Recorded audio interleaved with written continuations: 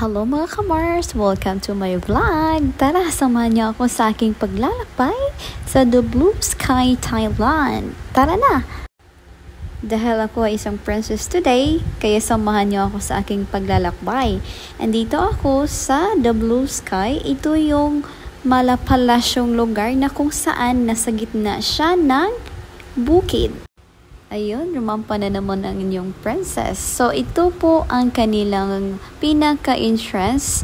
Ayan, ang loob po niyan ay parang palasyo. Makikita mo kung ano ang mga makikita mo sa palasyo. Kaya, papunta na tayo dyan, guys. Dito sa Thailand, mahilig din silang pumunta sa mga kakaimbang lugar. Kahit nasa bukid yan, pinupuntahan talaga ng tao. Kaya kahit saang sulok na magagandang tanawin, lahat sila ay doon nagpipicture, rumarampa, kasi yan ang mga hilig din ng mga Thai. Katulad din nating mga Pinoy.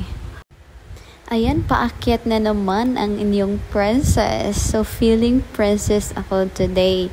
So, ayan, ang pwede tayo magpapapicture dyan sa taas. Makikita mo ang buong view. So, dito naman, makikita nyo ang iba't ibang kulay ng artificial na halaman yan. Hindi yan totoo. Parang kahoy lang yan. Tapos, kinukalayan lang nila ng iba-ibang kulay. Kasing kulay ng aking pagmamahal. Ha ha ha, Char. Minahal ka ba? Char lang, guys.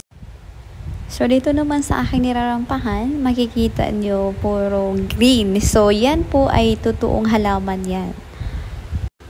Ayan, nag-transform na ako, guys. So, nandito ako sa Wat Pratat Temple. So, ito yung Buddhist temple. So, kung saan dito nagdadasal ang mga Thai. Kaya ang temple nila dito sa Thailand, guys, ay napakabanal. So, makikita nyo sa likod ko ay yung white Buddha nila.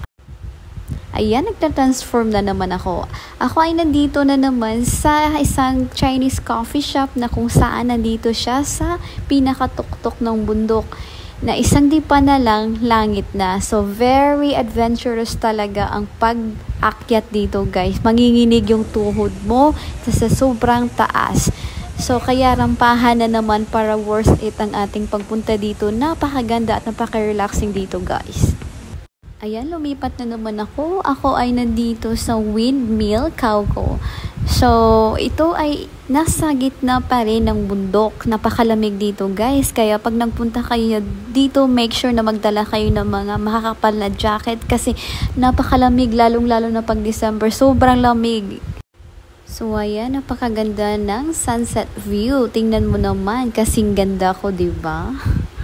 Ayan, patapos na tayo sa aking paglalakbay. So, parang nabitin kayo, no?